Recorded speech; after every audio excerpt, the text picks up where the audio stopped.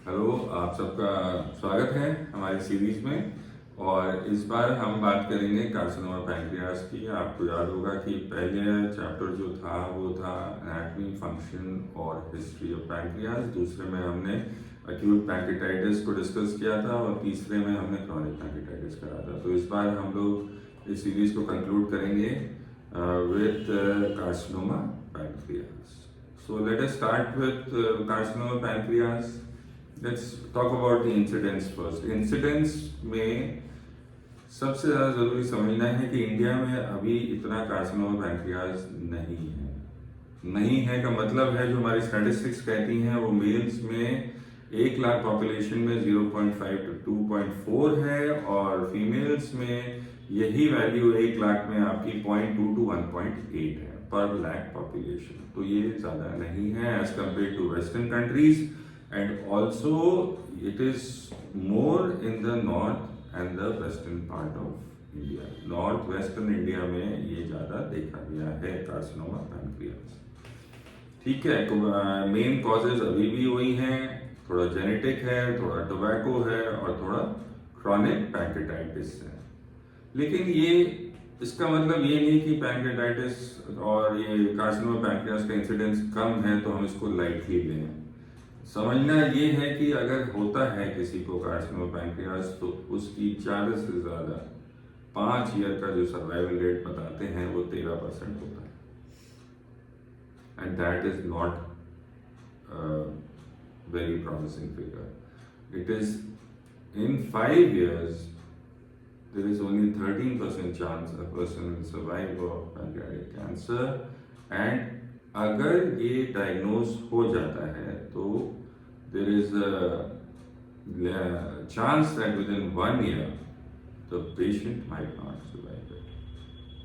So it is that serious, this carcinoma pancreas.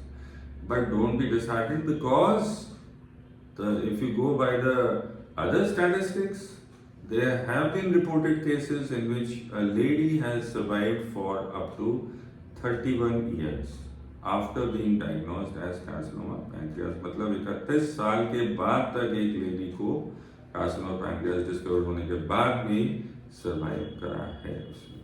तो ये बहुत ही इंडिविजुअल बातें होती हैं, लेकिन अगर हम एक ग्रुप स्टडी करते हैं तो एक स्टैटिस्टिकल फिगर बाहर आती है तो वो हमको बताना होता है। So the point is that we need to know a lot about this carcinoma pancreas even though the incidence is less in India. Okay, so उसके लिए लोग क्या कर रहे हैं? There are some not researchers. Not researchers होते हैं आपके न्यू ऑनसेट डायबिटीज के रिसर्चर्स, क्योंकि ये पाया गया है कि जो डायबिटीज में 1 in 100 of new onset diabetes जो होती है उसमें 1 in 100 में कार्सिनोमा पैंक्रियास पाया होने के चांसेस होते हैं within 3 years of the diagnosis of new onset of diabetes. तो ये एक इम्पॉर्टेंट पॉइंट है। And 1 in 4 people who have carcinoma pancreas have been diagnosed as a case of diabetes। ये एक डिफरेंट एस्पेक्ट है इसका। तो हम लोगों को क्या करते हैं, ये जो नॉट रिसर्चर्स होते हैं ये ज़्यादातर देखते हैं कि ब्लड लेवल्स में डायबिटीज मेलिटस है कि नहीं है। एक जेनेटिक जो जीन का रोल होता है, केरास होते हैं उस जीन को, उसमें का एक बहुत इंपॉर्टेंट जीन होता है जिसे कहते हैं कि वो ऐसा स्टिमुलेट कर सकती है इम्यून सिस्टम को कि जो है आपका कैंसर को फाइट कर सके। तो ये रिसर्चर्स केरास जीन पे भी वर्क कर रहे हैं और रेगुलर अपने इमेजिंग टेस्ट जो होते हैं मॉनिटर करने के लिए पैंक्रियास के लिए ये रेकमेंड करते हैं नॉड वाले। वो अभी थोड़े क्लिनिकल ट्रायल्स चल रहे हैं, सच एज एमिफॉस्टिन और स्टीरियोटैक्टिक बॉडी रेडियोथेरेपी के साथ एक ट्रायल चल रहा है, और दूसरा ऑटोजीन इम्यूनोथेरेपी और कीमोथेरेपी के ट्रायल्स चल रहे हैं, जिसमें ऑटोजीन जो है वो सीविमिरान के फॉर्म में है जो यूज़ करते हैं, और जो इम्यूनोथेरेपी है वो एटीजोलिजुमैब के नाम से है, और तीसरा कीमोथेरेपी जो है एमफोलिडिनॉक्स के साथ ये ट्रायल्स अभी चल रहे हैं। तो कॉम्बिनेशन थेरेपी भी देख रहे हैं कि कौन सा बेस्ट सूट करेगा कार्सिनोमा पैंक्रियास को ट्रीट करने के लिए। तो ये एक पॉइंट था जो हमको डिस्कस करना था। और दूसरा जो अब करेंगे, हम लोग बात करेंगे कि पेशेंट जो आता है जो एंड स्टेज पैंक्रियास में आता है, क्योंकि ज़्यादातर 20% लोग ही होते हैं जो सर्जरी को क्वालिफाई करते हैं, क्योंकि कार्सिनोमा पैंक्रियास का प्रेजेंटेशन हमेशा ज़्यादातर देखा गया है कि वो लेट होता है। तो उसमें जो पेशेंट जो आएगा, he is going to be in obviously there will be severe pain at that time. वो उसको जो है स्लीपलेसनेस भी होगा, लॉस ऑफ एपेटाइट भी होगा, और उसमें जो होगा विड्रॉइंग होगा, स्पीकिंग लेस टाइप का एक पेशेंट अगर आ रहा है आपकी ओपीडी में, और ब्रीदिंग चेंजेस हैं, एंजाइटी है साथ में। These are very non specific symptoms but they do attribute to this is the end towards the later stages of carcinoma pancreas, and there is obviously some skin changes in the color and also temperature, which you will see. In such cases, this is all besides the imaging and the other diagnostic modalities what we are talking about carcinoma pancreas. So as I said before, it is like 20% of the patients will qualify for surgery in case of carcinoma pancreas, but this is a potentially curative surgery, what they are saying, because there is a thing called auto islet transplant surgery.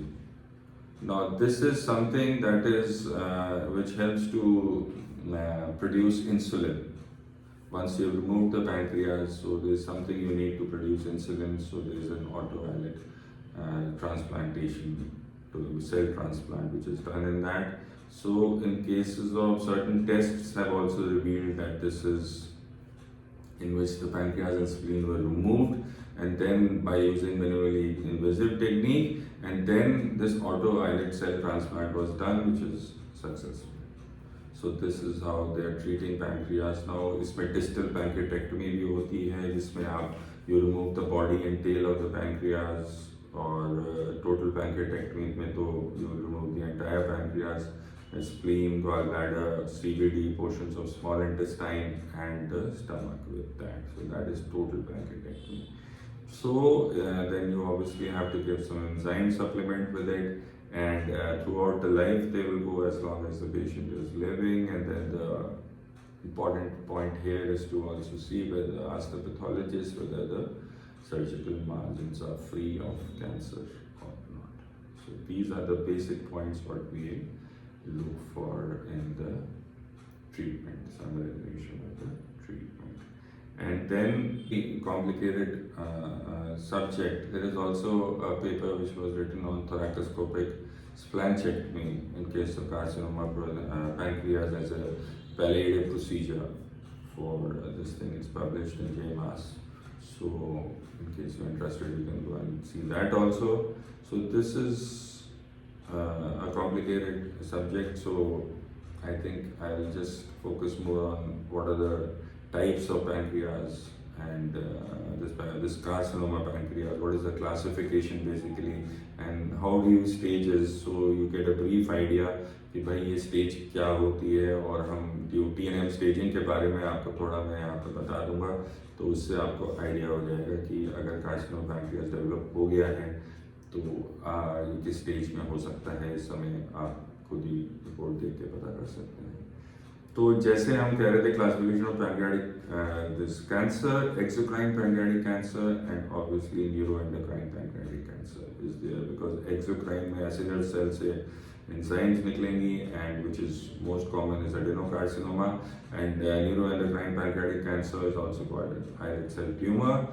And first we talk about exocrine. Exocrine is PTAC का होता है आपका, pancreatic duct adenocarcinoma most common हो जाता है, फिर eosinophil cell carcinoma हो सकता है, mucinous cystic neoplasm हो सकता है, solid pseudopapillary tumors न्यूप्लाज्म हो सकते हैं। न्यूरोएंडोक्राइन में आपके पैननेट्स हो सकते हैं, न्यूरोएंडोक्राइन ट्यूमर्स विच में बी फंक्शनल और विच में be non functional. And functional वो जो हार्मोन्स प्रोड्यूस कर रहे हैं, और नॉन फंक्शनल वो है जो आपके हार्मोन्स प्रोड्यूस नहीं कर रहे हैं। अब हम लोग जो है स्टेजिंग पे मैं थोड़ा सा, तो जो हम अब स्टेजिंग की बात करते हैं, स्टेजिंग के बाद को TNM टीएनएम क्लासिफिकेशन बोलते हैं, जिसमें ट्यूमर होता है, नोड होते हैं, इन्वॉल्वमेंट और मेटास्टेसिस है कि नहीं है, मतलब स्प्रेड हुआ है कि नहीं हुआ है, तो उसको हम एक टीएनएम क्लासिफिकेशन बोलते हैं। अब ट्यूमर का टी का आप देखो तो इसके भी होते हैं, देखो up till T4, but how do you divide them, that is TX which cannot be assessed, TIS is carcinoma in situ, जो बिल्कुल टॉप प्लेस में होता है उसके। तो उसके बाद T0 जो है, there is no evidence of any primary tumour. T1 जो होगा, that will be less than 2 centimetres within the pancreatic tissue and not outside the pancreas. T2 will be between, अच्छा T1 में भी 3 parts होते हैं, T1 A, B और C। T1 A होगा 0.5 centimetres तक, T1 B होगा आपका 0.5 to 1 सेंटीमीटर तक, और T1 C जो होगा आपका 1 to 2 सेंटीमीटर्स तक, और T2 जो होगा वो 2 to 4 सेंटीमीटर्स के बीच में होगा, और T3 जो होगा वो ग्रेटर देन 4 सेंटीमीटर्स होगा। लेकिन अब तक कोई भी ट्यूमर पैंक्रियास से बाहर नहीं है। ये जैसे भी, चाहे कोई भी वो हो, ट्यूमर का साइज हो, लेकिन जैसे ही ये पैंक्रियास के बाहर आ जाएगा, अपने टिश्यू के बाहर आ जाएगा, ये पैंक्रियाटिक टिश्यू के बाहर, तो ये जो है सीधे T4 में पहुंचेगा, चाहे वो SMA में जाए जो सुपीरियर मेसेंटेरिक आर्टरी है, चाहे सीलिक एक्सिस में जाए, चाहे वो हेपेटिक में, कॉमन हेपेटिक आर्टरी में, जहाँ भी अगर उसके बाहर वेसल्स में चला जाता है पैंक्रियास के बाहर, तो ये सीधे T4 स्टेज पे आ जाएगा। तो ये हमारी स्टेजेस ट्यूमर की हो गई थी। ऐसे हम लोग इसको डिफ्रेंशिएट करते हैं, और आपके पास अगर रिपोर्ट पड़ी होगी तो आप आराम से साइज देख के पता कर सकते हो कि ये कौन सी स्टेज में आ गया है। लेकिन साथ में इसका एक और कैच है, इसका कैच है अब आपको नोडल साइज के बारे में, नोड्स इन्वॉल्वमेंट के बारे में भी आपको समझना होगा, जिसमें आपके NX हो गया, जिसमें नोड्स आपके असेस नहीं हो सकते, N0 मतलब नोड एविडेंस नहीं है कोई नोड का, नियर बाय लिम्फ नोड्स में नहीं है, N1 में 1 to 3 लिम्फ नोड्स इन्वॉल्व हो गए हैं आपके, 1 to 3 लिम्फ नोड्स इन्वॉल्व हो गए, और N2 में 4 से ज़्यादा लिम्फ नोड्स आपके इन्वॉल्व हो चुके हैं। अब बाकी मेटास्टेसिस कैसे हम लोग देखते हैं। मेटास्टेसिस मतलब MO मतलब cancer is not spread beyond the pancreas और any other adjacent organs. M1 में कैंसर जो है वो बाहर चला गया है, और जैसे वो कहाँ कहाँ जा सकता है, और डिफरेंट लिम्फ नोड्स के अंदर, वो लिवर में भी जा सकता है, वो लंग्स में भी जा सकता है, वो पेरिटोनियम की जो लेयर होती है उसमें भी, पेरिटोनियल कैविटी में भी जा सकता है। तो जहाँ पर ये सब तीनों मोस्ट फ्रिक्वेंटली एरियाज होते हैं जहाँ पर ये जा सकता है, तो ये आपका TNM क्लासिफिकेशन हो जाएगा। अब ये TNM क्लासिफिकेशन करने का फायदा क्या होता है, इसका फायदा ये होता है कि अब आप स्टेज की जो है, now you can grade the, now you can find out what is the stage of the this thing. ये हिस्टोलॉजिकल नहीं है, दिस इज क्लिनिकल TNM आपका जो है, this is your this thing. तो ये स्टेजिंग पे कैसे करेंगे हम लोग। स्टेज 0 इज TIS, मतलब जो मैंने आपको बताया था, tumour that is in situ with N0 and M0। Stage 1A and stage 1B। अब स्टेज 1A क्या होती है, tumour is less than 2 centimetres और equal to 2 centimetres and it is T1 N0 M0। जैसे हमने बताया था T1 N0 M0 is stage 1। Stage 2A में क्या होता है, अब that is confined to the pancreas, it may be stage 3 N0 M0।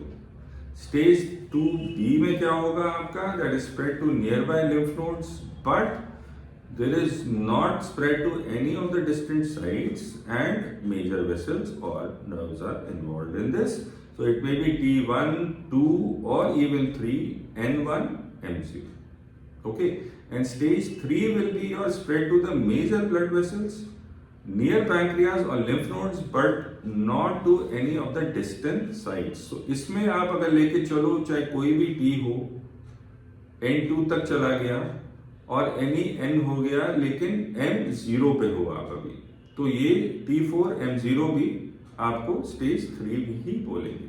अब स्टेज 4 में आपका NET, NEN और सीधे M1 अगर हो गया तो वो स्टेज 4 पे, अगर डिस्टेंट मेटास्टेसिस है तो स्टेज 4 पे चला गया है।